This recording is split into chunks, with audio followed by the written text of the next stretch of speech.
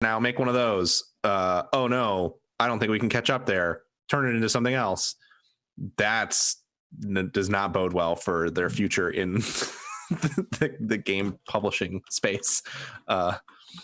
And I think it's interesting to see. It'll be interesting to see. Like, one thing I was really curious about is if this game was going to like hook into Prime, which it does not, which I think is a good thing. But will it at some point? It almost certainly will. Well, I think it would hook into, you know how you can get Twitch drops from Prime or whatever. It's probably going to be that system, which I think that's probably what you're saying anyways. But, I'm surprised they don't have something already with like the founder stuff. I'm saying more. You log into your Amazon account, you link your Steam and Amazon accounts. That's more what I was thinking, is like even beyond Twitch Prime, like this is an Amazon, because lots of games use Twitch Prime, but this is an Amazon Studios game. So if you link your Steam and Prime accounts, if you have Prime, you get the Battle Pass. Prime people who have Prime already get this for free. That's kind of what I was expecting. And that's not in there yet, but I wouldn't be surprised if something like that happens eventually. And I think that is super icky because it creates a situation where people are like, well, this game's bad, but I get the Battle Pass for free. I have to buy the Fortnite Battle Pass, so I may as well just play this bad game because I get this stuff. So what if you owned a Kindle and you could play as Margaret Atwood? That sounds like it'd make the game more interesting. That's I wouldn't buy a Kindle though for anything in this game. Andre, it looked like that broke you slightly. No, I get it. I'm in marketing. I hear. I'm picking up what you're putting down. What would Margaret Atwood's movement ability be? Oh, jeez. I'm trying to think of an Oryx and Crake joke or Handmaid's Tale, but I got nothing. So I don't know. It'll be interesting to see. And I think the other thing that I was reading about this game in the lead up to it launching, and they kept talking about how it's like designed to be fun to watch, and it immediately gave me Evolve flashbacks. And I was like, I don't know how this is gonna go. I cannot imagine watching this game would be fun at all. It's already barely fun to play it for me and not fun for a lot of people. So watching it sounds real bad. So yeah, I don't know. It's an interesting case. Stop trying to make Crucible happen. It's not going to happen. I don't know. I didn't have time to actually dive into it. I played like a little bit of the tutorial, and like I said earlier, Ash seemed neat. The lady with the flamethrowers on her arms. That's In terms of like, each character seems like they have a really great variation in like kit and abilities, I'm assuming, but if it's not actually fun to do any of the stuff, then they're also kind of imbalanced right now. Like there's certainly some characters that are good and some that are bad. So which I think maybe one of the characters I was playing seems to be very good. So that may be part of why I enjoyed my time too in the couple rounds that I played, was because I was able to do very well because the character I was playing is a little broken. It made me want to reinstall which I only uninstalled it to make disk space. I had intended to install it on another drive, but it made me want to reinstall Paladins and play some of that, because Paladins is a much better game than this. But I'm just sort of tired of pushing payloads around. That's the thing. And that's Paladins leans on that too. Paladins is not as much of a clone of Overwatch as it looks, because it has a lot of unique ideas, but it still has the same TF2 gameplay modes of like point capture and pushing a payload. And I don't know. I'm kind of tired of that personally. So I'll never get tired of knocking down towers, but I am tired of pushing payloads around. Well, don't worry. Overwatch 2 is just around the corner. I'm sure there won't be payloads in that, right? Probably it's not. all new game modes, right? The 100% all new. They're cutting out all the old content. Yep. None of the returning characters. Honestly, I would probably be more excited about it if it was doing something wild like that. Instead, it sounds like they're slapping a single player mode on or a co-op mode on and polishing up the graphics a bit, and that's it. And making you buy the new game for all the new cosmetics and new characters probably. But no, actually a lot of that stuff they've said is rolling back. Cosmetics, I don't know, but it's crossplay between Overwatch 1 and 2. They did say that during their BlizzCon thing. But if you want the cosmetics, you got to get Overwatch 2. And I don't know if they confirmed that you'll be able to play the new characters in old Overwatch. So it may be just that you can play against them, but you can't play as them. I don't know. No idea. I don't know. I'm going to probably buy Overwatch 2 when it comes out because I enjoy Overwatch. And there was a period of time not that long ago when I would have said, fuck that, I'm not buying that game. But we're in whatever almost month 3 of quarantine, and I don't have anything left. I don't have any fight left in me. If Overwatch 2 is fun, I'll play Overwatch 2. I mean, we even got you to play Crucible, so yeah, true. True. Know how to make Pat compromise his morals. Just lock him in his house for 3 months. So if you had to buy a Founders Pack if you had to buy a Founders Pack to play Crucible, I would not have done that. Yeah, and I have not spent any money on that game, and I don't intend to. Nor would I. I don't. What can you spend money on? Is it just cosmetics? You can buy Battle Pass. There's a whole Battle Pass. Yeah, right. There is Battle Pass. Yeah. I will say the legendary skins that they have are really cool. Like they did a good job of an opening salvo of like legendary skins, better than Apex Legends first round of skins. Have the Apex skins gotten good at all? I hear no one talk about the Apex skins. They seem like they've gotten better. I don't know if I would say they've gotten good. They had that one skin that was a little there was a Wraith skin that was like, ooh, spooky voodoo Wraith that was like, I don't know if you should do that. It's not really your thing to put on this white or Asian lady. Sure. Here's a interesting tidbit. On the Steam page for Crucible, if you look at the languages, it's got full audio for English, French, German, Spanish, no Italian. The interface and subtitles are in Italian. Yeah, totally. Yeah. That's interesting. Well, what's wrong with Italian? You really fucked up on the e-figs. Oh, let's see. We got there's no Polish audio or Portuguese audio. Brazilian Portuguese. It seems like that's a missed opportunity right there, but whatever. I don't know. Who knows? It'll be interesting to follow the saga of Crucible. I'm probably going to install it soon. Interesting that it's only on Steam. We're only on PC right now. I wonder. No console. Yeah, I don't know. That doesn't surprise me as much as I would have expected it to be distributed through Amazon. Maybe. Yes. Sure. That was another reason that I was like, okay, I'll try this, because which is maybe why they did it. I would not have gone to Amazon to download this game. I would have just said, let it come out and let it pass. Or Twitch, or maybe even Discord. Because Twitch and Discord have done some stuff in the past. I don't know. Well, Discord kind of was like, okay, we're stopping our game, whatever they were doing. But exactly. I think there is a Twitch app, isn't there? There is. Curse app. But I use the Twitch app because it's the best way to get WoW add-ons. Go to where because it used to be Curse. Go to where the players are. I wonder if they could have done an Epic deal. That would have been hilarious. Man. It would have been great if they put it on Stadia. Put this Amazon game on a Google platform. I bet I wouldn't be surprised if they were like, hey, Epic, you want to, and Tim Sweeney was like, no, we're happier. We're happy with Rune 2 over here. No, thanks. Okay. So what dies first, Crucible or the Culling? The Culling Origins. The Culling Origins. You don't have to pay to play the Crucible. Crucible, not the Crucible. And Crucible isn't inherently awful, I guess. No, there are worse games. There are much better free-to-play games, though. That's the thing, and that's going to be why I don't think it's going to make it. And I don't think Amazon is the kind of company to pump money into something to try to get it to be better. I think they're the kind of company to go, well, we delivered the Battle Pass, and it's not taken off, shut her down. I think Crucible lasts at least through like a few months into next year, so it can be on the new consoles. It doesn't need to be on the new consoles, and they'll be stupid if they don't put it on the current consoles. But so I can say, oh, now on PS5 and Xbox Series X. Yeah, Crucible. Maybe.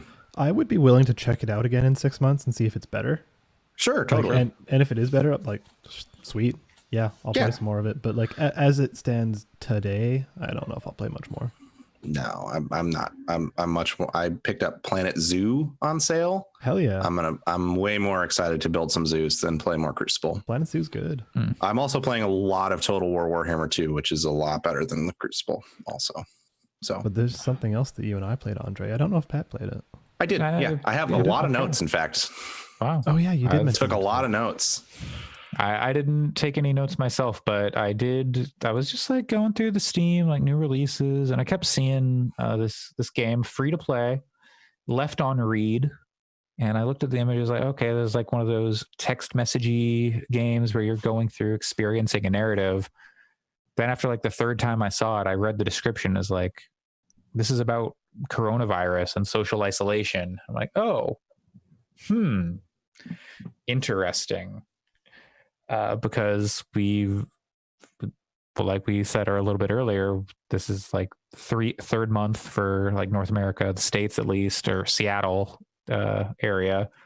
We're out of the lockdown nationwide as of Monday in Japan. We'll see how long that lasts, but yeah. So I was intrigued to see like, okay, what is the current media narrative around coronavirus in games? So that was what prompted me to play it. And the basic idea is you're a college student. At times it was kind of unclear. I was like, am I a college student? Am I a high school student? What's going on here? It took me until they said explicitly blah, blah, blah college. I was like, what, where? Because at first I was like, am I from Hogwarts? At first I was like, man, I don't like these characters, but they're high school students. And then it said they were college students. And I was like, Then it said they were sophomores. And I was like, oh, it all makes sense. Yeah. Yeah. There were moments where I was like, oh God, I can relate to this. And I don't like that I can relate to this. But also I kind of miss this like text, like one-on-one text exchange. It just feels different now. So I think one of the things that's interesting about this game that I thought was, I don't know, interesting is the word to use, is to pick the dialogue. You're actually like platforming between the messages. That part I actually enjoyed because it can create these moments when you want to pick one thing and then you miss the jump. It only happened to me like once, but I wanted to say one thing and then I missed the jump and landed on another thing. And it did create that sort of like, oh shit, I just sent a message I should not have sent. I wish that I had said something different there. That's which was interesting. Yeah. And should be noted for those who have not seen the video of this or whatever, your character, quote unquote, is basically just the white cube, and you're kind of in the void, and the text messages are taking up most of the screen. Yeah. So you're bouncing along the message bubbles as they pop up. Yeah, and there's just WASD controls and a space bar. That's pretty much it. You're playing some guy who got sent home from college and at the start of the coronavirus lockdown, and you're texting this girl the whole time who is clear basically immediately that you've got a massive crush on, and trying to you're like, shit, I wanted to ask her out, but I didn't. Yeah, and classic. She took a flight across the country. Yeah, somewhere far away. Different time zone. Yeah. And so it's a game about how hard it is to connect with people now. This like across time zones and just like over the internet only. Yeah. A lot of ways. Purely text as a medium, basically. Yeah. It read to me like the thing, I didn't end up liking it that much. But it read to me as the biggest frustration that I had with it was it felt like people writing about a college experience that doesn't exist now. Like it felt like what it was like when I was first going to college, and then brought forward into this pandemic situation. Whereas I feel like I have brothers who are college age now, and for them, like they use video chat and like Discord and stuff all the time. And even people that they know that aren't into video games, they'll like play Jackbox or just play like browser games that are like group party browser games. Yeah, like sketch.io or whatever. Yeah. Right. So I think that some of the like agonizing over connecting thing while they were playing, I was just like, in one of my notes says this motherfucker needs to learn to FaceTime. Like it's not as hard to connect as these characters like kind of act like it is. My girlfriend has been having a hard time with the social isolation thing. She's also go to work because she works at like a place that deals with medical files and stuff, and our area hasn't been hit that hard, so our lockdown was very short. But like I've been like, well, have you like video chatted with your family or anything like that? And she's like, no, it's not. I don't want to do that. Texting's not the same. And like the lack of, for some people, the lack of any like physical, like actual interaction can be a major barrier. Sure. And I don't mean to. Yeah. But like short, like the day after I played Left on Read, I had a conversation about that with her. It's like, oh, I didn't realize like that, like, yeah, it can be rough to maintain a relationship via text or video chat or whatever. But like I do not want to video chat like one-on-one with anybody basically ever, except like my mom, because I have to. Love you, Mom. No, she doesn't listen to this. But so I think there is something to like, this is probably not a genuine 100% accurate recreation of what is going on now. But I think there are a lot of people who are struggling with the maintaining relationships, not being like in person, extroverts or whatever, people who feed off that physical presence energy. Yeah. Whereas I guess, I'm like, all my relationships are this podcast or like through Messenger, so I guess I don't want to dismiss people who are uncomfortable with video chatting or voice chatting. That's fair. And that exists, but like, it just seems like there's ways to interact that these characters are written in a really saccharine way. Yes. And I feel like if you are in that position, you could like sync up a Netflix movie or something, like that. Like there's still ways. But her dad took her Netflix away. Yeah. There's also like, why wouldn't you send your Netflix login then? Like, come on. That was like, how old are you? Yeah, that's what I'm getting at. Is Netflix away? A lot of it was like again, not taking it was made. This game was made by 3 people in a short period of time for free. Yeah. So I don't want to like, I'm not trying to like dunk on the developers of this game at all, because I think that they like made a thing that they were passionate about, and that's cool. So I think people should go play it. It's free. So certainly don't think it's like waste of your time. But I definitely, at moments I was like, why are you not even like, there was parts that I found cringy in sort of a good way, where it was like, yeah, this is totally something a 18/19-year-old dude would say. And it's not good. But you know what, Pat? Looking at the Steam page, I believe they're in LA and Detroit. Sure. That's where the people are. So, and shout-outs to Detroit. I would love to continue to play stuff that they make, because I think that a lot of the like concepts here are interesting. I just, mostly the thing that ended up turning me off in the end, and this is a preference thing, not a deep objective criticism, is that like saccharine, like the way that it like, I love her. I've only just met her, but I love her more than anything. And as long as we're together, they didn't just meet. There's a line where it's like, I've only just met her, but she's become my whole world or something, like early on. And I was just like, this is not healthy. So that was the thing that ultimately was kind of a turnoff for me. But But I mean, it has some sweet moments too. So yeah, if you want to play more games from them, you can play VR Party Pack for only $5, or the 7 stages for only $6.99. Nice. Yeah, I don't know. I came to it, and the thing that I took away was more like the mechanics of it, because I don't know, that's usually what I focus on.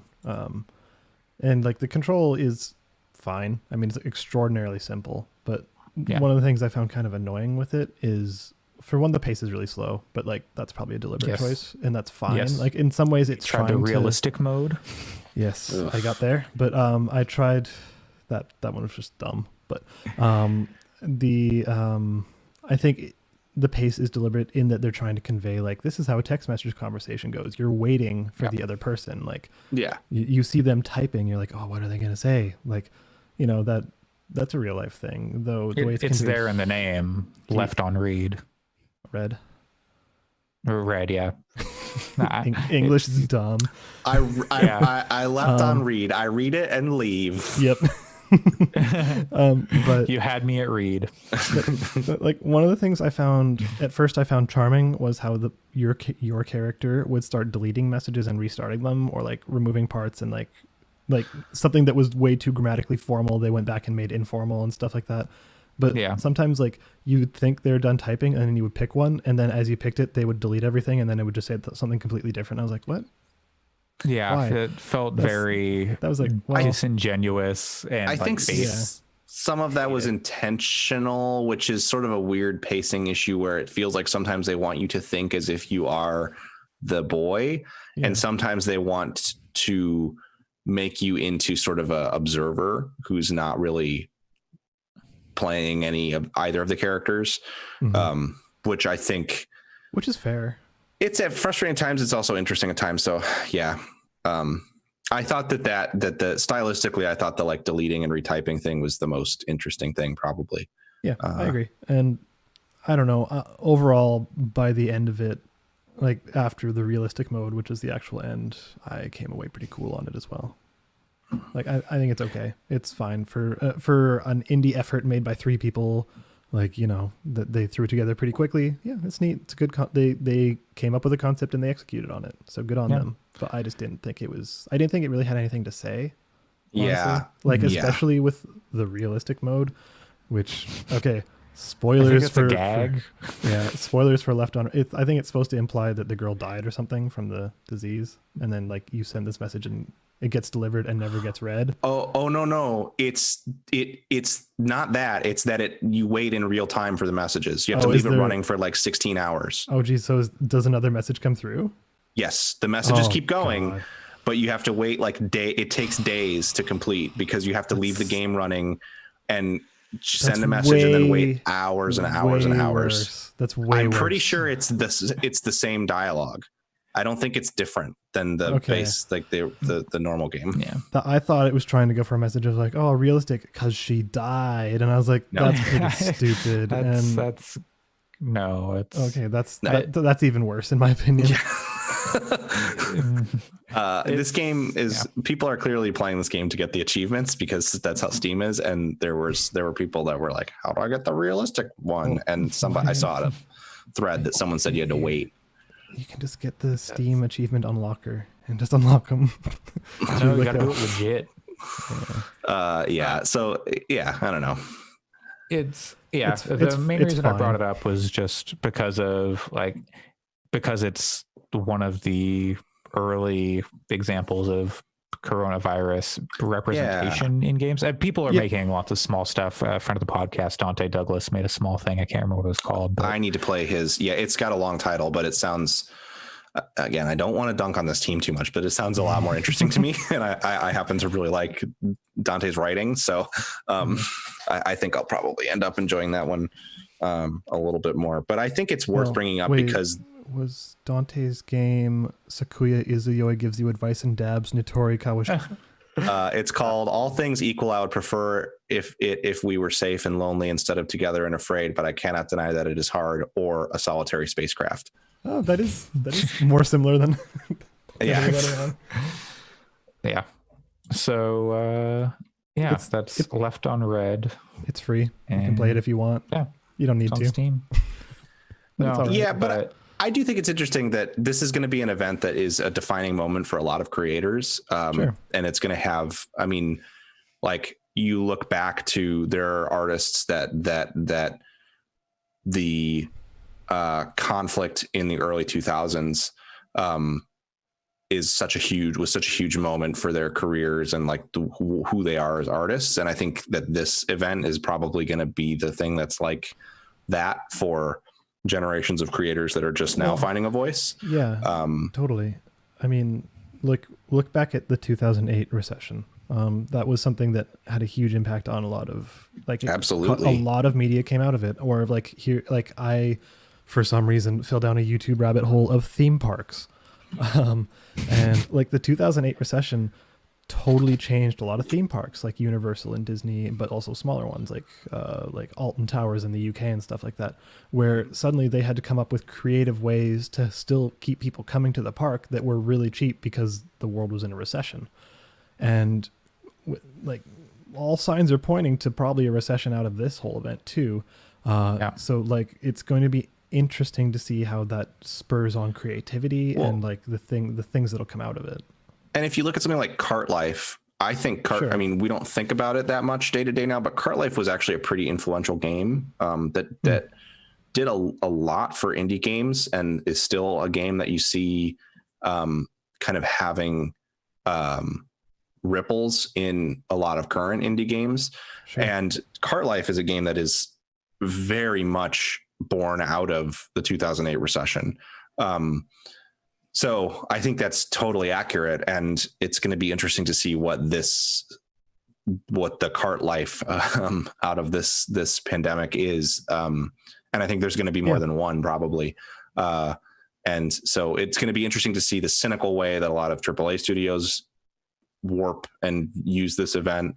And it's going to be interesting to see what indies do with it from a more genuine standpoint, I think. Yeah, and I will say this comes across infinitely more genuinely than like the emails I get to my, like the corporate emails I get that say like, oh, we're all in this together. We've all been affected by this profoundly. It's like those come across as like marketing copy. This comes across as like we'll get into some marketing copy a little later. I didn't like Left Unread, but I think it's earnest, and I appreciate that about it. And I think a lot of it is. I think there are going to be people, and clearly there are because it's getting good reviews on Steam.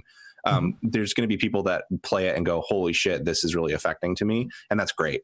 I would certainly not take anything away from those people. Yeah, if someone hasn't played Gone Home, like this is their first kind of narrative-y kind of thing. Yeah, sure. Yeah, maybe this is a gateway to other things like that. One of the things that actually stood out to me that took me out of it was the way they speak, because they speak in like short English, like you are, like two letters like for your, and GN for good night. And like I stopped doing that like by the end of high school. Yep, like, same. Maybe the Gen Z kids or Gen Z college students are doing that, but I don't know. It didn't seem when I talk like that now, it's to a very specific group of people and it's to troll them. So yeah. Though to swing around back to the actual game, one thing I did appreciate, and I think it was kind of the message it was trying to go for, is that, after 60 days of texting with someone, it's like, how do you come up with something interesting? You can only say what movies have you watched a certain amount of times before it just gets old. And like, I felt like that part of it was pretty accurate and interesting. It had little moments like that were good. One of the things that really I struggled with is I feel like the girl on the other end of the conversation was very written kind of stereotypically in a way that I was a little turned off by.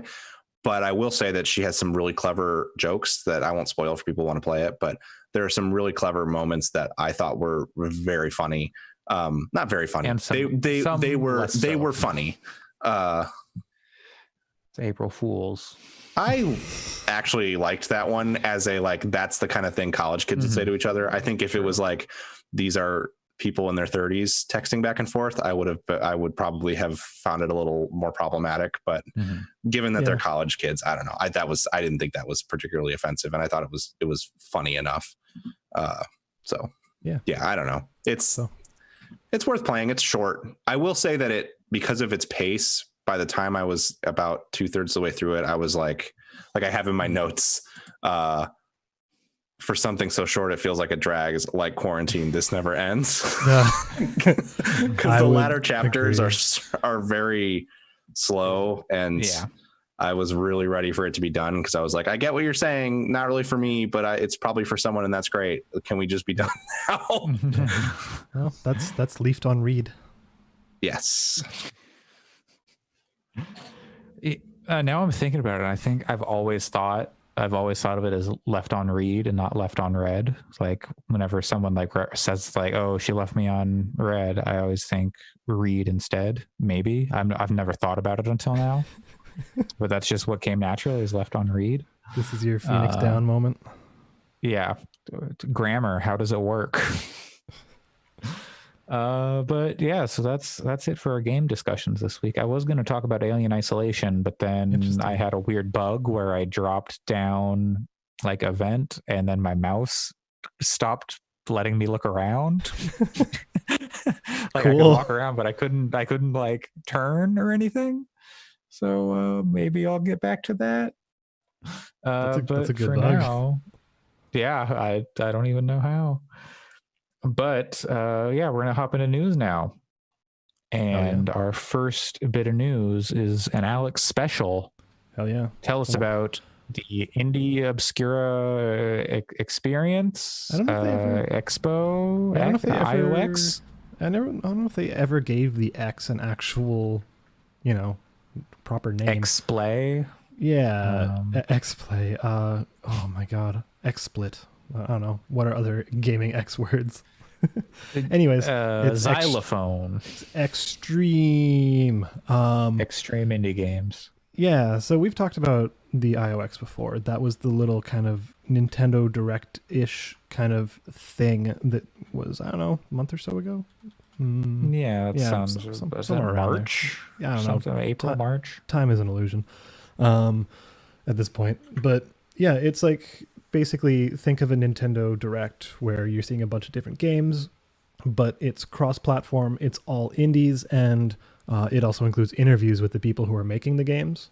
So they did that last time. I thought it was really great, super exceptional. Like, I loved it and would recommend it to anyone. And so the fact that they're doing another one is pretty exciting. I'm looking forward to it for sure. Ooh. And when is that taking place? They've just announced that it's in production. They haven't announced the date so far as I've seen. So they're reaching out to indie devs and getting it all put together. So I assume once they have all their materials, that's when they'll start. They'll give it an actual date. Okay. So as far as we know, not part of Jeff Grubb's Summer Games mess. Maybe not directly, but okay. Yeah, I'm looking forward to it because I've tried a couple of the indie games that came out of that and they were pretty good. So, and they're ones I wouldn't have heard of before. Nice. So, yeah. Maneater just came out. Wasn't that featured in the IOX? Yeah, and Later Daters came out on Switch. So. Oh, okay. Well, yeah. We'll be dating late into the evening or something. I don't know. All right. Well, I'm going to get back to some favorite topics of the podcast here. Oh no. Back to id and Doom Eternal. The hot topic on the past few weeks, like the past month, I feel like we've been talking about this game in the news. I feel like we didn't actually talk about this part of it though in our news our news coverage. Last week, didn't we bring it up? I don't think we did. I don't think we did. Huh. Interesting. Well, so maybe this all happened this week, didn't it? I think it happened like shortly before we recorded, and we didn't maybe, but I feel like this all happened within the last week. But yeah, so we have been talking a lot about anti-cheat with regards to Valorant, a kernel level anti-cheat specifically, the like Ring Zero. I go back like 3 episodes and listen to Alex talk about why he's not stoked on Ring Zero kernel anti-cheat stuff. Sure. And recently, Doom Eternal received a patch that put in some anti-cheat, which is Ring Zero kernel level. Yeah, Denuvo is a new anti-cheat. No, Denuvo's been around stuff before. But their anti-cheat stuff is new, isn't it? I don't know. Like their DRM stuff is infamous, and like that. But I believe this is one of the first implementations of the anti-cheat stuff. I could be wrong. I don't know if that's true because I thought their DRM was anti-tamper. So I think it's actually the same thing. But they would always pull the DRM out after like 6 months. Yeah. Either way, it's Denuvo. Like I'm pretty sure it's the same thing we've seen in like Ubisoft, and like I think Evolve had Denuvo at one point. Anyways. Maybe I'm not entirely sure, but that was my understanding was this was like a new, but yeah. So Doom Eternal patched this in sometime within like the last week or two, and immediately was met with just a immense amount of backlash, people asking for refunds on Steam, and they were getting them even though we're long past the refund window if you got it at launch, and if you'd like played the full game and stuff, people were still getting refunds because of this. And now, a few days after rolling it out, they said, okay, we're going to take it out within like the next week. Just like, it's interesting. What do you, okay. That's a choice. It's bizarre. For one, I don't know why they need Denuvo. Like, Doom is mainly a single player game. And to protect the sanctity of their asymmetric invasion mode. I don't know. Yeah, but that isn't ranked or anything. Like it's not an esport. Like I think that kind of anti-cheat is fine for something like fine is a strong word. It's justifiable in something that has like a ranked scene or like professional tournaments associated with it, you know, like stuff where people are actually earning real world bucks out of the game, like your internationals or your league, world WCU, is that it? World Championship, whatever. World Championship Series, WCS, or that's what it is. LCS, the LCS. Yeah. League Championship Series. But I don't think, just inherently, I don't think a hugely single player game needs that. I mean, no. I'm looking at some previous games which have used Denuvo. You have a lot of single player stuff. There was Middle-earth Shadow of War. There was Total War Warhammer 2, which Pat has talked all about. FIFA 18, a bunch of Ubisoft stuff, Hitman 2, Final Fantasy 15. Like, so there is a precedent for single player games. Up at your back. Total War Warhammer 2 also had Denuvo.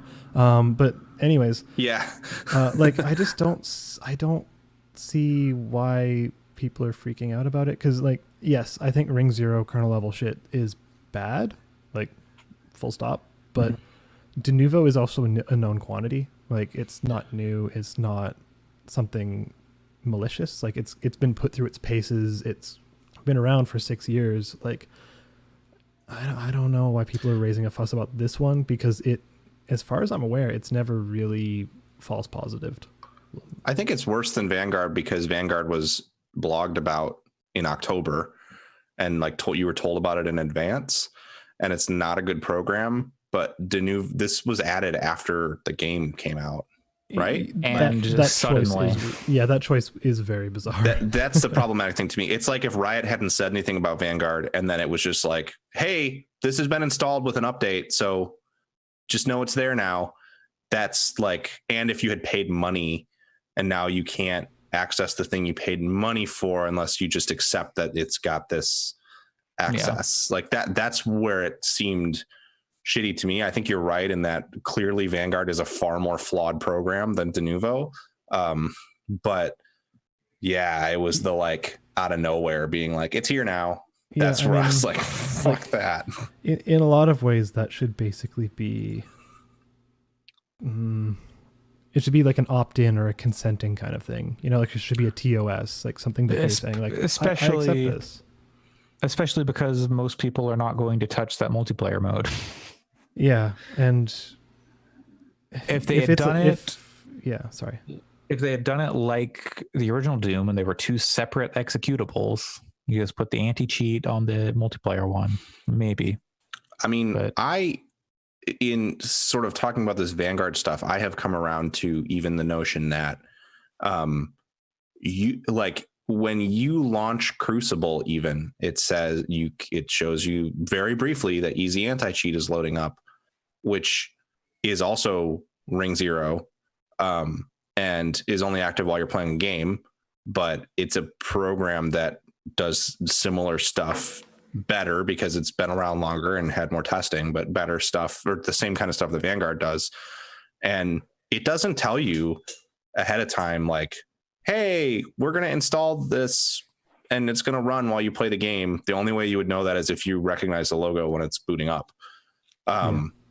So I think it's probably buried in a TOS somewhere too. But I think with all this stuff, it's the sort of thing that you can't add after it's the game's purchased unless you offer refunds. And when you're adding this stuff, I don't really have as much of a problem with the concept of Ring Zero anti-cheat software, but you need to be very clear ahead of time that that's what's happening. And even Vanguard doesn't do this well enough. When you're installing the game, you should get a pop-up that says like, hey, this software, this game uses this for anti-cheat. Here are some of the risks that you should know. We've tested it to the best of our ability. But you know, to learn more about this, go here. I have come around to the idea that every game that does this kind of stuff should have that sort of message, sort of like, you know, GDPR policy for websites. And like the like cookie warnings that you get on websites, that should just be happening on games that's that use this stuff. It's kind of what I mean by the consent and opt-in. Yeah. Yeah. And if you buy a game and that sort of thing is added after the fact, they should say, if you don't like this, we understand, you can have your money back. Here's how. If they won't offer some kind of opt-out ability, which if you're allowing people to opt out, there's no point to including it in the first place. So yeah, I don't know. If I don't like, I knew going in that Total War used stuff like Denuvo and other copy protection, so I don't care as much because it's not clear enough, but it's known. But yeah, if it was added after the fact, I'd be kind of pissed. I wonder how much of this is just blowback from the Valorant stuff. Probably. And yeah, I think people are learning about it for the first time, like what it actually is. Yeah. Which is good. I mean, people should be educated. As much as I may be okay with having, I mean, Vanguard, I think, is running right now on my computer, which, you know, oh no, I turned it off. As much as I'm generally okay with the concept because I don't handle a lot of sensitive data, I also think it's good for everyone to learn more about it, because you should know what's going on your computer, even if you are willing to give up certain securities and protections. You should at least know like what is doing that and where that vulnerability lies. Yeah, absolutely. All right. Moving on to our next news story. Terraria is complete. Yep. It's done. Oh yeah. I've never played Terraria. It's fun. Terraria? Either's fine. Yeah, probably. It's a good game. It is. And I'm impressed that it's taken this long. It's been out for a long time. It's like 10 years, right? At least. Yeah, probably longer than that. I think I probably played that game. Anything 2011. Noteworthy? Really? Anything okay. Anything noteworthy in this cool. final patch? They did some really cool fucking new systems. Like, there's actually a lot of new stuff. Like, there's a whole luck system that's involved now. Like, okay. I don't really know how to describe it because I haven't done that much reading on it. But the NPCs and AI, like now they have things like there's things that they like. So you can't just have NPCs that are hanging out in their house that you just, you know, you kind of go to them and just lock them in a room and then they're there. It's like, no, if you want them to be productive members of your society, you have to cater to their wants and needs. Yeah. Which is really interesting, like just as a concept. There's lots in this update. am not clear too on it's like quote unquote done, but it seems like they've left the door open to keep making stuff for it if they want to, like, because they refer to it as like, it's called Journey's End. Yep. And but then it says like it's the latest content update, which almost makes it seem like the game's done and now we can start supporting it with new things or something. Like, I don't know exactly what it means that it's done. And if they implemented all these new systems, they're obviously going to have to patch them and keep working on it, because who knows what's going to break or whatever. And the way this update, people playing it. The way this update reads is, this update has been a labor of love, tirelessly worked on by our team over a good while, and we truly feel that it brings Terraria to the next level, to a place where the core game can finally be called complete. Which tells me like maybe they're going to out of early access. Well, right. Well, does this mean, and I mean this positively, I'm not being critical. Does this mean that maybe they're going to start working on like an expansion pack or something? Like finally be able to charge more than just $10 per person for this game, which has so much stuff in it. Yeah, I'm scrolling through its changelog now, and there's just so much. Like, there's a lot of stuff in here. Like, yeah, it's there's cool. Whole new modes. There's like basically a creative mode. There's a master mode, which is even harder. There's a golf mode, which looks cool. Like it's kind of like desert golfy in a way, but like with Terraria, you know, like you're making the world, which is cool. Like, there's atmospheric effects. You have emotes for when you're doing stuff. The world will evolve. There's new biomes. Like, there's just so much. I haven't played Terraria in probably 5 or 6 years. But this makes me wish that I had people that I could be like, let's do this. Let's start a new server. Yeah, it seems super cool. Like, a lot of new bosses and NPCs, new weapons, full rebalance of everything. Yeah, it's a huge update. Graphic overhaul. Yeah, man, it's actually a really impressive thing. Yeah, I might install it and mess around with it some. Just even a little bit of like single player or whatever. Because I always liked it. I actually have always kind of preferred it to Minecraft just because I like the 2D plane for this type of game. It has it feels more dynamic in the sense that like it has more like NPC interaction and more kind of goals that you can actually set. Like, Minecraft got there when they added like the end and the nether and stuff like that, but this kind of had it from the start. I feel like Minecraft is a better toolkit for creative spaces, in terms of like designing, of just purely playing the creative mode. Whereas Terraria is almost more of like a RPG in a sense. Like, it kind of takes the concepts that Minecraft has and makes them into more of a, like, there's like loot and stuff to get in Terraria, which exists in Minecraft, but not quite to the same degree. So yeah, I'm interested to check it out. Yeah. All right. Next news story. Hackers are compromising the Animal Crossing experience and making it better. They're just improving it for people. This particular headline is about one particular hacker giving Raymond, the cat with the swoopy hair and glasses. Just everyone wants Raymond, and this hacker used a save editor to basically spawn everybody. Raymond. I was going to say everybody loves. Raymond? No, not everyone. Not everybody, but a lot of people. Does Brad Garrett love Raymond? No, absolutely not. Would you say that enough that like some members of Raymond's family find him tiring and full and a little narcissistic and like self-important, but in general, like probably most people love Raymond? Most villagers love Raymond. Every villager loves Raymond. Every resident, associate resident, administrator, whatever it is. Does Raymond live in the house like right next to his mother? I don't know if Raymond's mother is in the game. Interesting. But I'm sure that by now someone has fashioned themselves to be Raymond's mother and already built a Ray Romano themed island. And Peter Boyle.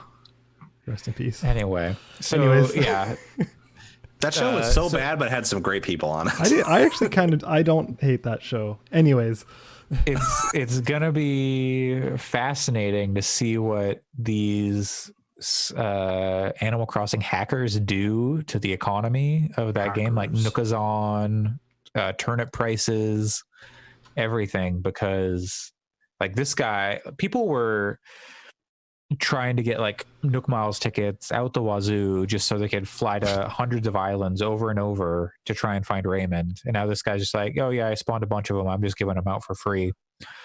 I have a hot Animal Crossing take that largely comes from observing, because I haven't really found much and had much interest in going back to playing it. But does it have anything to do with the trade of, beings? Yes. Okay. I think that by giving this game a deeper economy, and partly because of that and partly because of people growing up a bit and learning how to do more data mining and stuff and having access to I think a lot of this stuff ruined Animal Crossing. I'm a Jeff Gerstmann. I'm becoming a Jeff Gerstmann. I think a lot of this shit ruined Animal Crossing. I'm with you. I fully upgraded my house. I have not touched the game since, basically. I don't want to take any, I'm not trying to like to pick on people who are like super into the like villager collecting or whatever, because I mean, how different is it from Pokemon at the end of the day? Like it's video games, and there is a weird human trafficking aspect to it that I think is probably worth a Vice article at some point. But more what it is just looking at this stuff from the outside. The obsessive stuff that I see about some of the stuff is like, I don't like what I'm learning about people or what I'm seeing from people because of this game. Yeah, I think that maybe there's a little much there, and I don't know what the answer is, because it's not like I don't know. I think at first the Nookazon thing was like, oh, this is kind of cute, but it's turning, now that it's like kind of devolving more and more, it just feels like a lot to me. Sure. Also, out of this hacker stuff is Animal Crossing hackers are improving the game. They're like, they can't do it for other people, but they're like changing and fixing menus and making things not take as long. That's like, cool. Please, Nintendo. That's just a genuine cool thing, but also, yes, please, Nintendo. Yeah. So that's where Animal Crossing at. I'm going to be fascinated to see what happens with all this hacking stuff, and if that changes what Nintendo does, if Nintendo does anything to try and fight back towards it. I don't know what they could do. But so hackers are doing what Nintendo don't? Yeah. Exactly. I also think it's going to be really interesting to see how the perception of this game changes over time, because it seems like it came out and is, relatively charming, and I understand why people are kind of got invested in it early, but a lot of that has worn off with all of this stuff. Like, to me, there's not really any charm left behind the like shuffling of villagers around and the like cold mechanical complexity of how to get specific villagers. It's sort of bled all of that out to me, but there's going to be people, I think, that are very much still like passionate about aspects of the game, and it'll be interesting to see how that evolves over time, I guess. Like, yeah, personally, I don't want to terraform my island. Like, that is like a conscious choice I made. I'm like, no, this is my island. This is how it is. I'm not trying to go and change everything around me. So now there's nothing really for me to, I guess I can just keep collecting stuff, but that's whatever. It's boring. I think it's worth looking at some. Gita Jackson has written some really good articles at Vice about like, hey, not like this, which have been like, as she's someone who like loves the game a lot and kind of went down some of those obsessive rabbit holes and then came out of them and was like, we might be going too far. And so I think she's probably the person who's ultra qualified to speak on that stuff and has done a good job doing so. I was thinking about this kind of what this article did, but on Polygon, there was another article about how the trying to get all the villagers or get your island just perfect is like driving people kind of like causing them a lot of stress. Yeah, exactly. Especially in like a time when we're all stuck inside, and like one girl broke down crying because she couldn't get the angle right on like a cliff that she was trying to dig. That's what so she just deleted her whole island and restarted. And like everyone with social media and like the ability to just like post stuff so easily from the Switch, now you're seeing everyone's island, and so you've got this like keeping up with the Joneses. Yeah, that's kind of what I'm getting at is I almost think it's problematic in a way that I don't think Nintendo intended. And how much can you really blame the game for that? Because, you know, people have died playing World of Warcraft. How much is that Blizzard's fault? Yeah. But I also think it's still indicative of a problem. And if we all weren't stuck at home for this long stretch, maybe things wouldn't be so totally. It's hard dire. To know. Yeah. But when I read that story about the girl who was crying about the angle of the mountain, I was like concerned. It was like genuine, like you should talk to somebody, because that's a deep thing. And in some ways, maybe it's good that the game is surfacing that people maybe have obsessive behaviors that they can now confront in some way. But I who knows? I mean, it almost makes me wish that the game had some tools in it to say like, hey, here are some resources. You've dug and built this cliff 100 times now, and the same spot. Yeah, totally. We're gonna fly in a counselor to you. You're gonna watch the entire animation.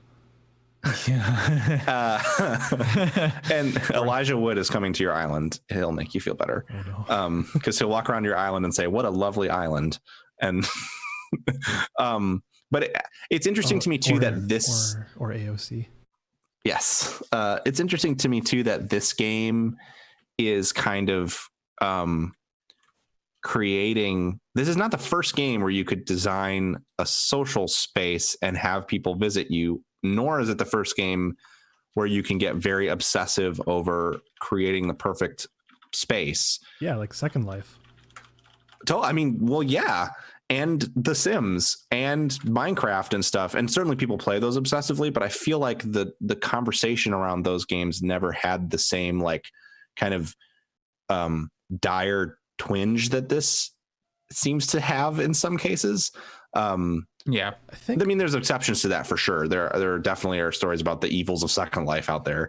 But I think one difference between all of those, like all the ones you mentioned, they're all their own thing, whereas this is the fifth in the series. True. Yeah. So people like, even if this is their first one, there's a history to look back on that you can compare it to. Yeah, which I think is relevant because I think for a lot of us, like I played the first Animal Crossing on GameCube when it came out. Yeah. So for a lot of us, it's been, and I think you tend to see it in the people who are playing it the most obsessively. It's been a sort of like, this game came out right at the head of, it's like a perfect storm of like this, the time that this game came out, the age that the player base is, the kind of state of the world prior to the current pandemic scenario. Mm-hmm. It all has kind of combined to create this perfect storm of like, this game exists to stress you out in an unintentional way that is not designed purposefully. And it's just a very bizarre and interesting.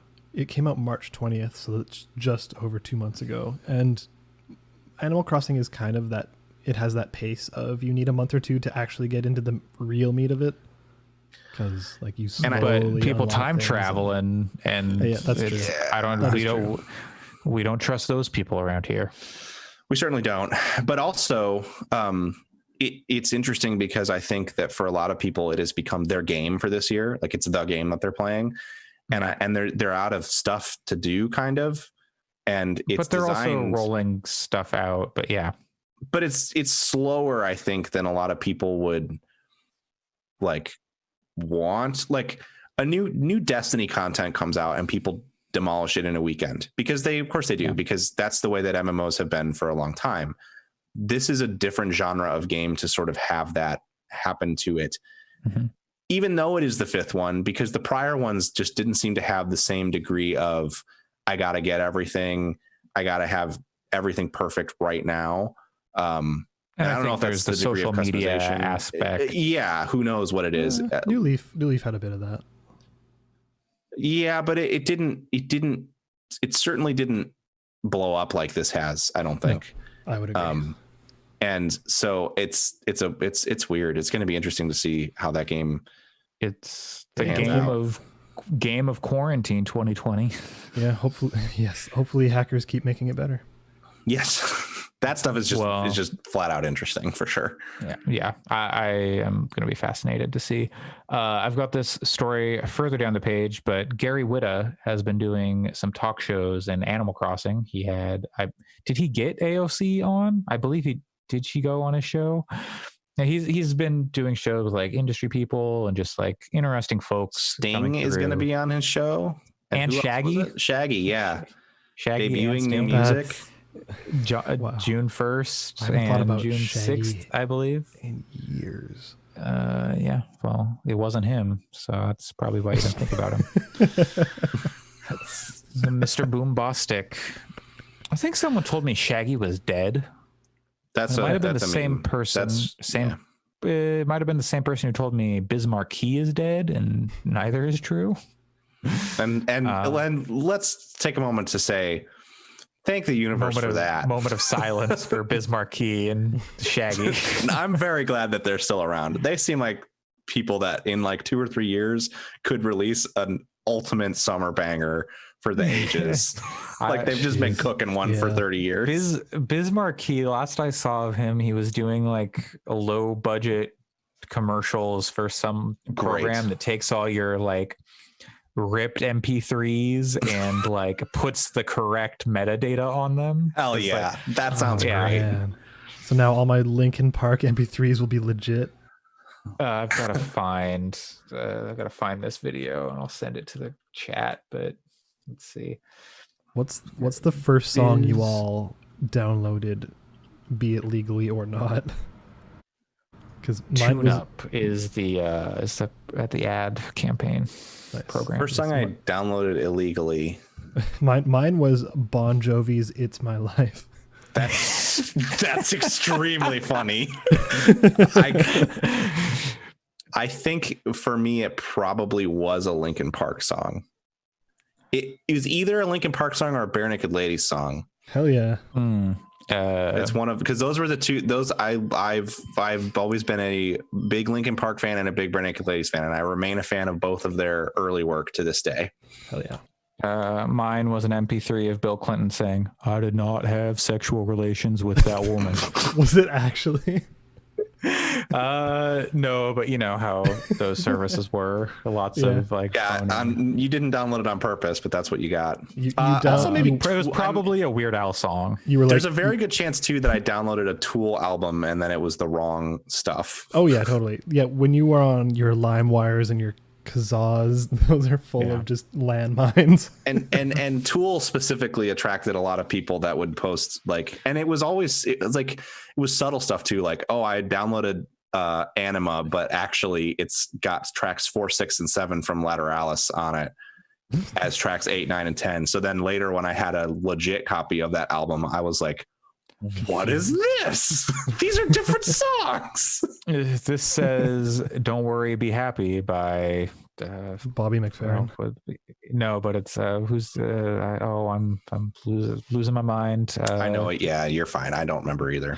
I know the famous reggae guy. Yeah. That isn't Bobby McFerrin. Bob Marley. Bob Marley. Yes, that's the one. Yeah. Oh, don't worry, everyone. Then that like just penetrates the meat, the psyche, meat and space? Everyone thinks Bob Marley. It penetrates meat space. It penetrates the meat, and I was like, "No, where have we gone?" The meat of your brain, and then everyone. Thinking of Gary Whitta's Animal Crossing talk show. Yeah. Piercing the meat of your brain, Gary Whitta brings Shaggy to Animal Crossing. Yeah, I'm surprised Nintendo hasn't got in on this thing. Well, and someone else. Hey, he's trying to get Reggie Fils-Aimé. Yeah, I thought these two stories were linked, but apparently not. Reggie's no, they're not. But it's like I only read like half of this. Phil Spencer is going to be a guest on Reggie Fils-Aimé's Talking Game Show. I didn't know. May 26th. It's his second episode. Okay. I didn't know he did it first. I got to watch this. That sounds brilliant. Who's on? What's the first episode? I don't know. Phil Spencer's a good get. Yes. That's two people I want to see sitting down and talking to each other. I deeply enjoy Gary Whitta's film. Well, okay. Rogue One is my favorite Star Wars movie. I don't have any, I mean, this isn't like some sick burn on Gary Whitta. I have no interest in watching him talk to people at all. I would never watch that animal talking show, but I would totally love to watch Reggie sit down with industry people for sure. Who would win in a fight, Reggie Fils-Aimé or Phil Spencer? Oh wow, Reggie would. He's way more enormous, and I think I get the impression Reggie's. I mean, his body was ready in like 2009 or whatever. I bet it's still ready to fucking throw down. He's take names and kick ass, and he's probably I love still Reggie. Doing it. Man, I miss him being this sucks. I'm sad now. But no, I'm really glad that he's doing this show. I will watch it religiously because that Phil Spencer and Reggie sitting down together seems like one of the coolest combos of people. Like the only way to make that better would be to get like Shuhei Yoshida or something to also participate in that conversation and just talk about like so this is actually really cool. I was just reading about it too. So the SoundCloud page. I was going to say, so the description on the SoundCloud page is enjoy Reggie and Harold's inside games stories in this fundraising podcast for NYVGCC's nonprofit mentoring. Please go to NewYorkGameCritics.com/Reggie to donate. Today, Reggie and Harold talk about Reggie's beginnings at Nintendo, Harold's beginnings creating The Circle, and the beginning of our new initiative with Henry Love to help homeless students in shelters with games in the time of COVID-19. Yep. Yeah, so it sounds like the podcast is actually a charity thing, which that's awesome. Very cool. Yeah, for the New York Video Games Critics Circle. So, yeah. Yep. Okay, that's homeless kids or homeless students. It looks like there's something to look forward to. It looks like there's some kind of fundraiser. It's a GoFundMe, a charity GoFundMe associated with it as well. If this is the kind of stuff that Reggie's going to do, like I hope that it's selfish because Reggie should do whatever makes Reggie happy. But I would love to continue to see stuff like this come out of his, like come from him for sure. Totally. Yeah. And I think having Phil Spencer on there will spread the word immensely. So that's really cool.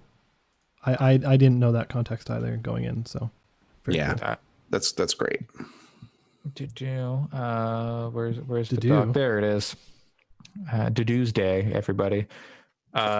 Speaking 2020, of Phil Spencer, no more Dudu. No. Dudu's dead. Oh, if you play the Red Lions. Black Lions, Black Eagles. There we go. You got there. Blue Lions, Black Eagles. That was like 2 years ago. Azure Wolves or whatever the fuck they're called. Speaking of Phil Spencer, Xbox Game Pass is in the news, I guess. Was it Xbox Game Pass was in the news, or was it because PlayStation Now was in the news? I think it started with Xbox, and then PlayStation Now kind of released the stats a little bit. All right. So Xbox has like 10 million subscribers on Game Pass now. Yeah, so that's a lot of people. It's a lot of people. That's across PC. I don't believe that's Ultimate. I believe that's just across PC and console. There's probably a lot more on console because I think technically the PC only version is like still in beta or something. Yeah, maybe. Which is weird. The Xbox app is in beta still. Yeah, on the PC. Xbox, I think the PC Game Pass is full-fledged. Okay. There's only like 40 games on there or something. That's only. It's $5 a month. There's games you can play. I still find myself barely using it. I need to get back to Ori. Same. I keep right now I'm not paying for it because I bought it all up front. Yeah. But I would probably keep that subscription had I not done that, just because it is such a great library. But I still haven't played Gears Tactics, which is supposed to be good. Or that new Minecraft dungeon. I'm very excited about that. I'm going to play that on launch. I heard that's very short. Oh, really? I didn't hear that. Really? Short. Yeah, that's what I saw Jeff Gerstmann tweet about it, and he's like, "Yeah, we did like a quick look, and then after the quick look, I suddenly found myself at the end of the game." Wow, that's a huge. Man, that's not what that game is marketed. I don't know how long they played it, but maybe this is probably something you run multiple times, like a Diablo. And maybe this is a no offense to Jeff Gerstmann, love him, but maybe this is a Outer Wilds ship computer scenario where there's more to it or something. That seems wild. Yeah, I don't know, but yeah, I don't know. Minecraft, it's a game. Minecraft Dungeons, it's also a game. Game Pass, PS Now. Yeah. So Game Pass is like 10 million subscribers, and this week Sony had some is it earnings calls? They're detailing some stuff in to investors and whatnot, and they were talking about PS Now. And what I love about this is they actually initially got the numbers wrong. And their back end, they made themselves look worse than they actually are, worse than they're doing. Their numbers were lower in their initial release of these numbers. But PS Now subscribers are at 2 million, a mere 1/5 of the Game Pass, but they more than doubled their numbers from October of last year. So within 6 months, they more than doubled their subscriber numbers to PS Now, which is when they reduced the price, I think, down to $10 a month and started putting some newer games like Horizon, God of War, I think, is on there now, but they're rotating those games out still. So yeah, I still haven't tried it, honestly. So I've tried it a little bit and it's fine. It does sound sorry. Yeah, no, the fact that you can download games now and not just stream them is good. It's been like that for a while, but I think the big thing with that service is that it doesn't have the newest games. So I'm not really, I've probably played it if I'm interested. There's some stuff that I haven't played, obviously, but for the most part, if I'm interested in a game, I'll buy it and play it. So it does look like Minecraft Dungeons is about 3 hours long. Oh, wow. So it's short. 3 hours? That is very short. It's also, the review I read says it is designed to be played on higher difficulties, and the difficulties start to scale. So it has sort of that Diablo thing of I've been playing a fair bit of Diablo 3, and to be honest, you play the same content in that game over and over and over again. So.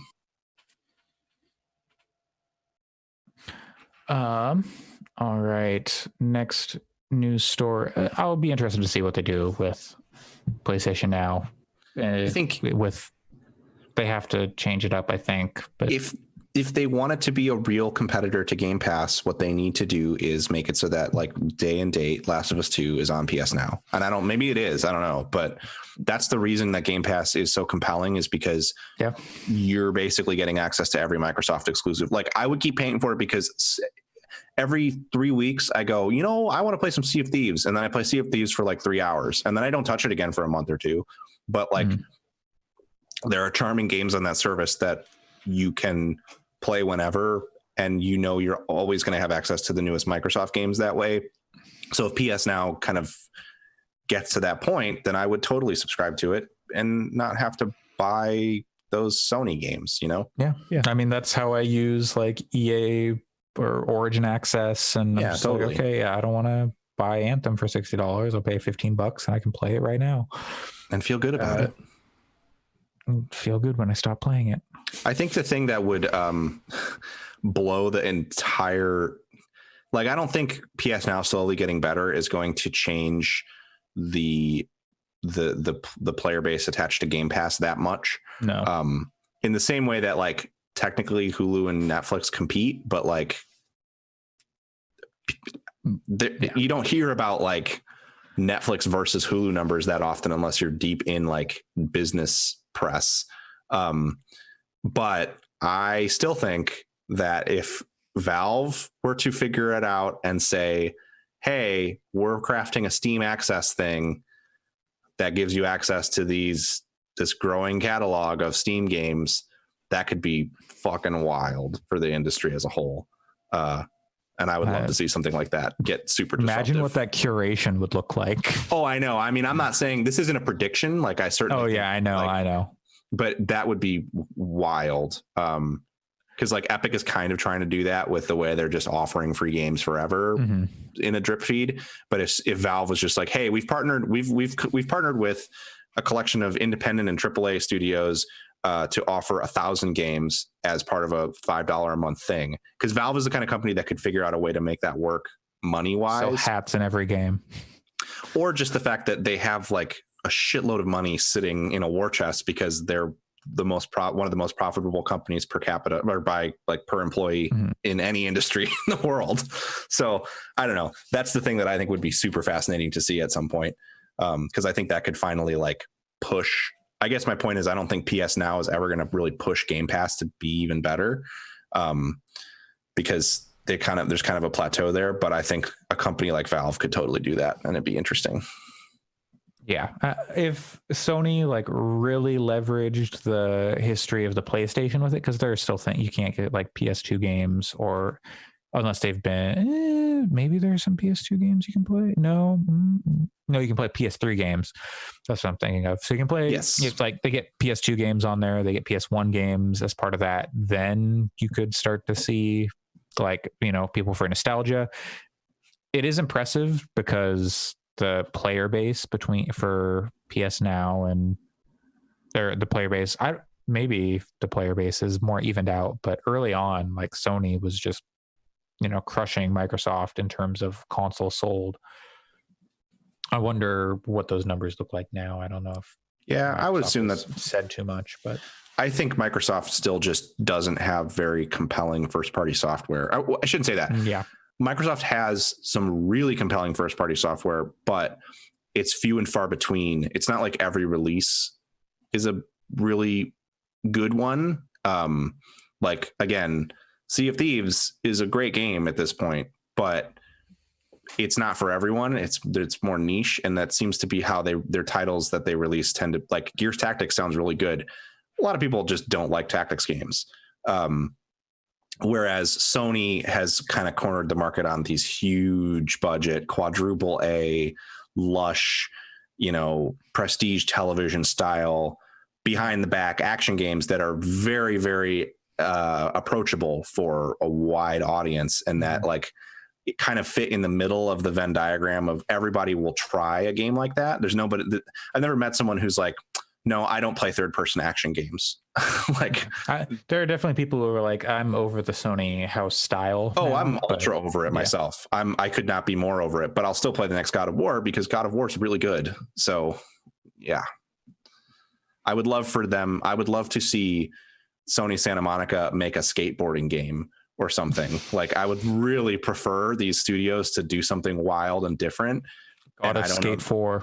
And I think that's where a lot of my cynicism around Sony comes from, is it's frustrating to me that they have arguably some of the most talented developers in the world, and they're kind of having them churn out the same stuff. Like I kind of wish there was never a Horizon Zero Dawn 2, even though that's one of my favorite games of the generation, because it doesn't really need that. And I would love to see Guerrilla move on to something else. But I'll play it because I love the character and I think the first game's brilliant. So featuring Aloy. That would make me more interested in playing Killzone 4. But she's a Hellgast.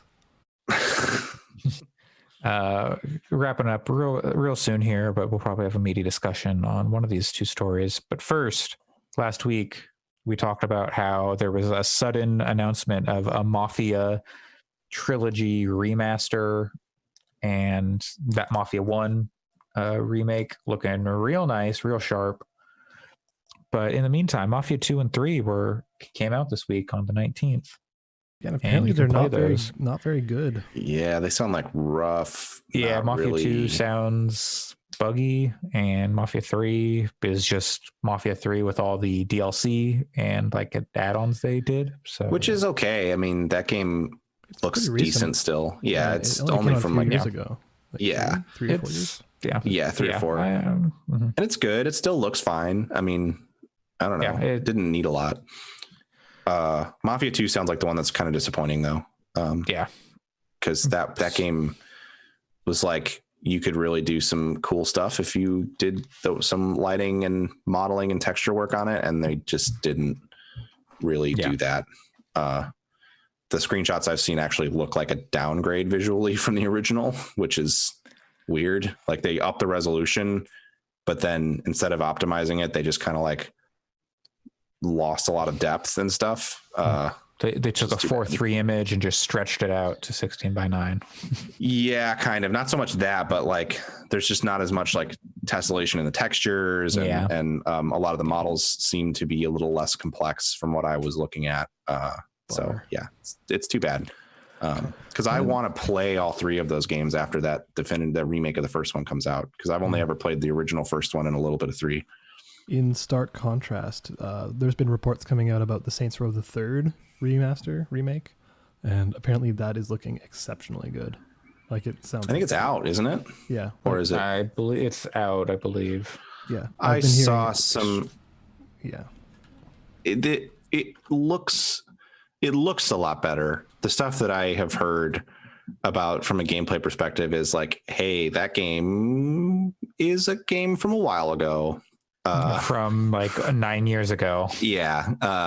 I know I played it a couple years ago and was like, I don't like this. But it looks nice, at least, for sure. Apparently the power Kanye moment in that game, thanks to QA. They said, hey, what if you listen to Kanye for the whole mission? That's good. And then they made it happen. I love that part, and I wish that the game was just that part, and then it ended. But I don't. A lot of the humor in Saints Row is very lost on me. I don't find it nearly as funny as most people do. Burt Reynolds is the mayor. That one's pretty funny. The whole there's certainly moments that are really funny.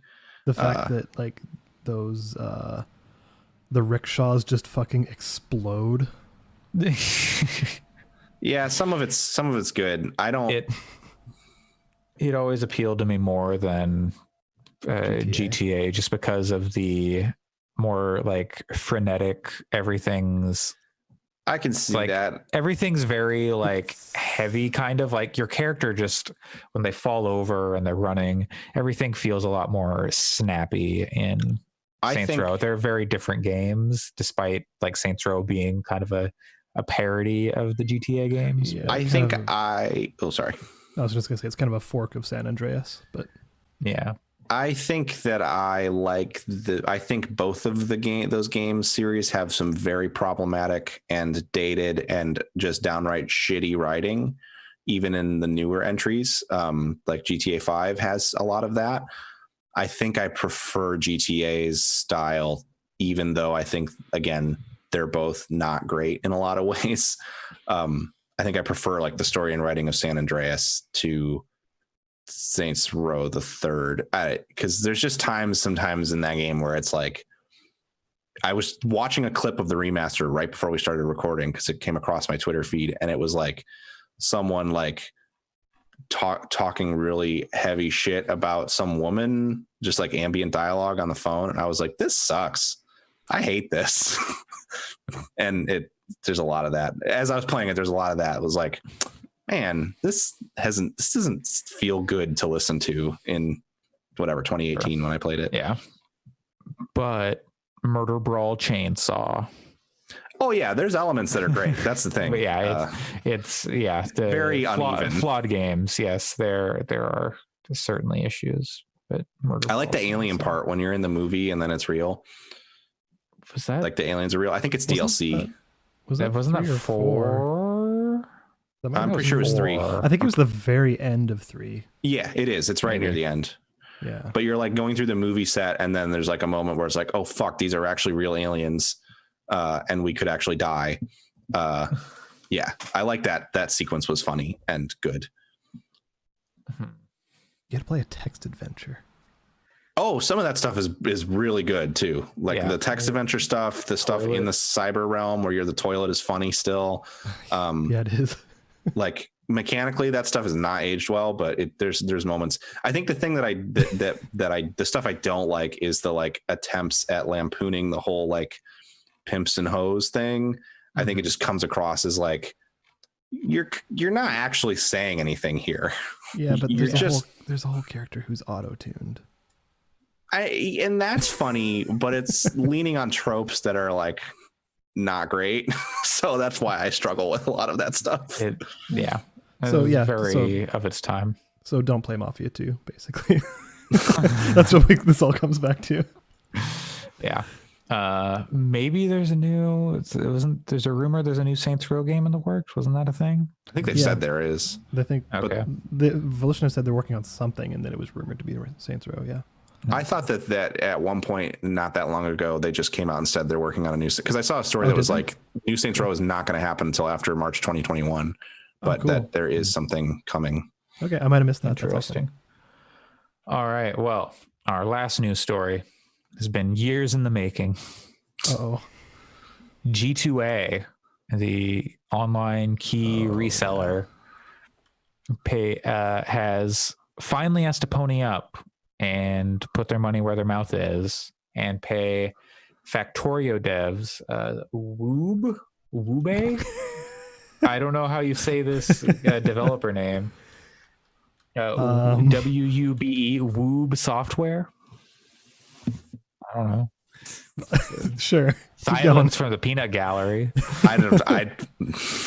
Woob. Left on Woob.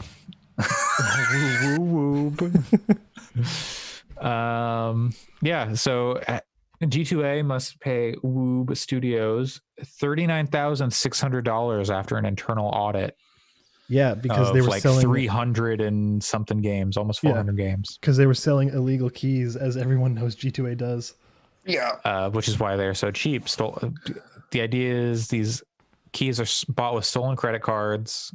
Someone gets the key, they get the game, and then someone realizes that there was a fraudulent charge on their credit card, and then the developer has to go through all these chargeback procedures because G2A was not helping with it. This blew up last year. I think. It's been a thing for a while, but last year blew up. There were like some very outspoken devs and publishers and people in the industry talking about how bad and kind of predatory G2A is with that stuff and how they abdicate. They're like, oh no, it's not our fault. We don't do anything like that. That's it's awful. And they said something along the lines of, if we can prove, any devs who want to work with us can prove that we sold stolen keys, we'll pay them back tenfold, or I believe it's tenfold or some ridiculous amount. That's how they got to $39,600 off of like 100 and something keys that they determined stolen after an internal audit because they couldn't come to terms on an outside auditor. Yep. I don't know why that is. Which is usually a good sign that something is going on that one party knows is going on. So out of, I think still more than 50% of the keys that Woob Studios said were stolen, more than 50% at G2A admitted, these were stolen and we'll pay you back for all those stolen keys. They are the only studio that took them up on that offer. Everyone else is like, fuck off. No. I mean, it's probably a lot of work and time for a developer to go through all that shit.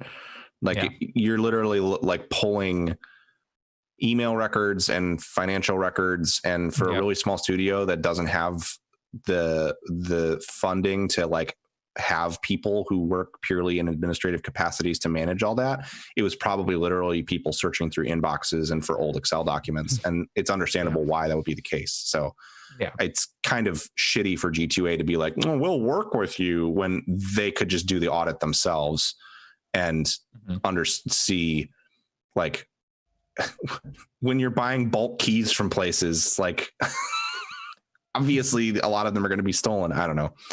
And don't buy stuff from G2A. And if you like, okay, we'll work with you. You're starting to like lend legitimacy to a site like that. Totally. Yeah. And a lot of these people do not want to give them any legitimacy. I respect Woob going through the process to like make it happen and prove like they knew that it was a problem, and then it was borne out and they recouped a little bit. I mean, $40,000 in the grand scheme of things, who knows how much that actually affects them. I don't know where they're located. That could be like 40,000 USD could be like half of the cost of living for a year for one person, depending on where you live. So they're Polish. Yeah. So I don't know what the exchange rate is and what cost of living is where they are. That might be kind of a pittance, frankly, for a studio, but either way, I don't know. G2A, what sucks is that a lot of people don't know. I have friends who, I was talking about some game as being good and we should check it out sometime. And like two of my friends were like, oh, I found it for really cheap on G2A. So I bought it there. And I was like, oh, fuck. And had to like go find the article and explain the whole thing. And they were like, oh no, I didn't know that. I will never buy from them again. But a lot of people just don't pay attention to this stuff and they just Google the game and like coupon or discount. And that's G2A comes up.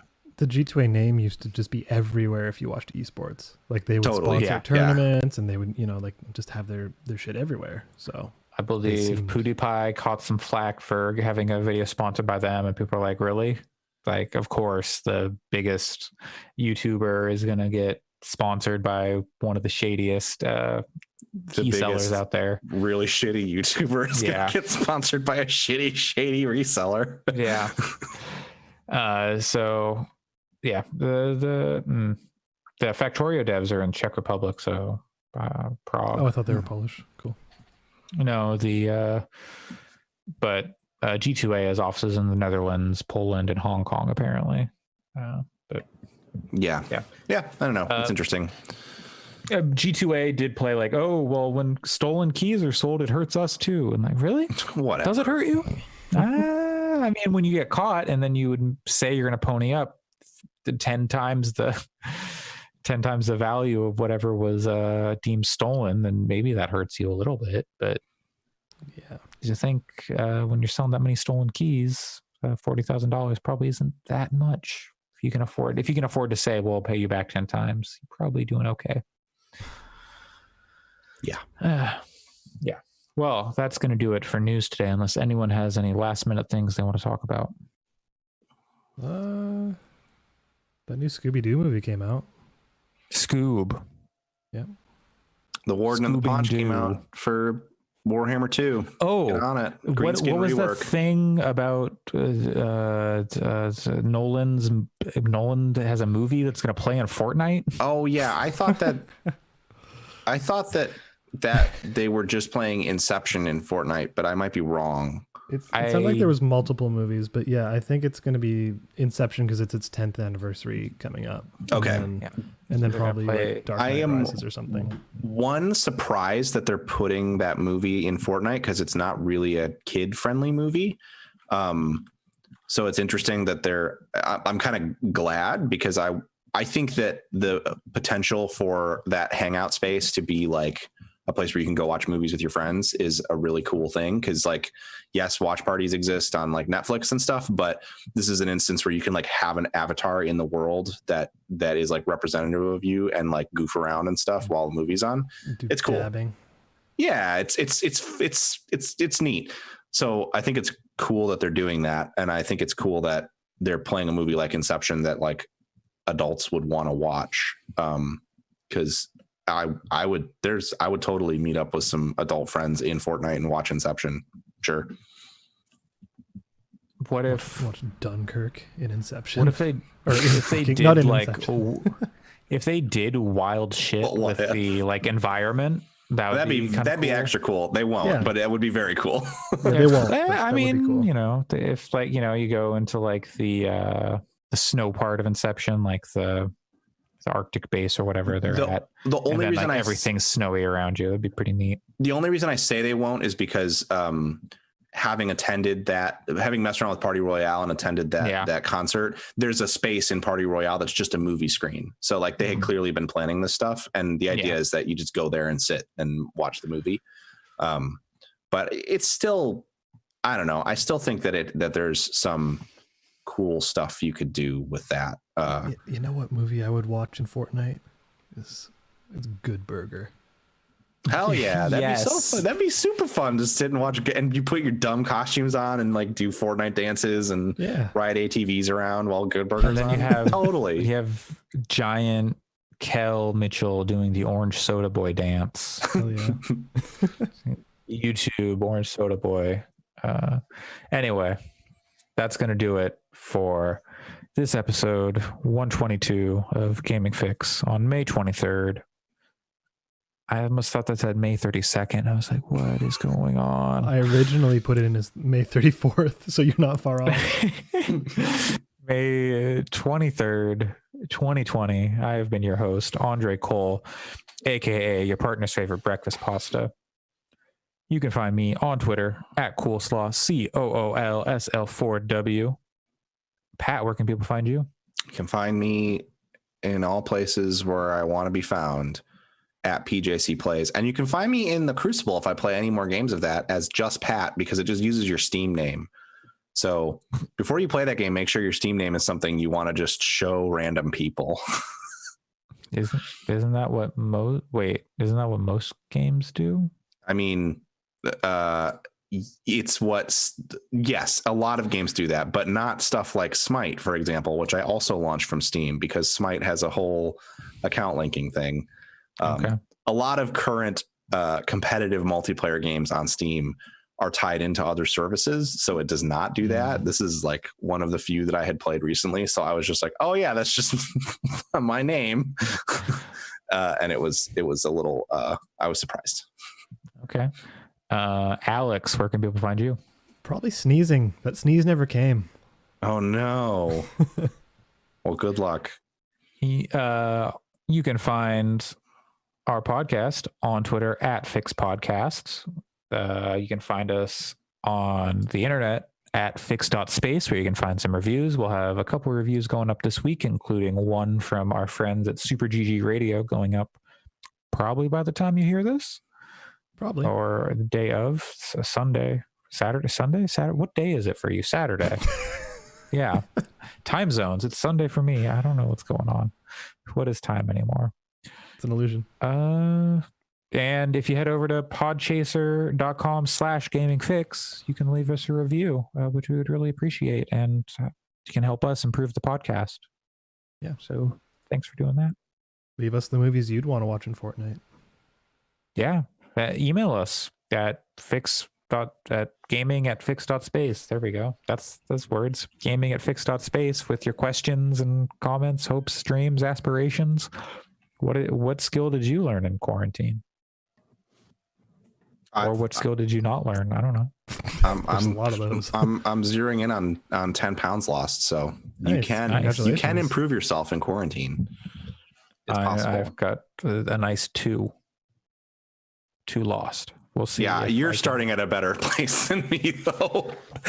Yeah, but I've also been bouncing up between 2 and 1 pound. It happens. That happened to me for the first 3 weeks, and then I lost like a lot in the space of like 2 more weeks. I feel like I've maybe you just started the bike stuff after me. I don't know. Anyway, thanks for joining us, everybody. We'll be back next week with another podcast. Yeah.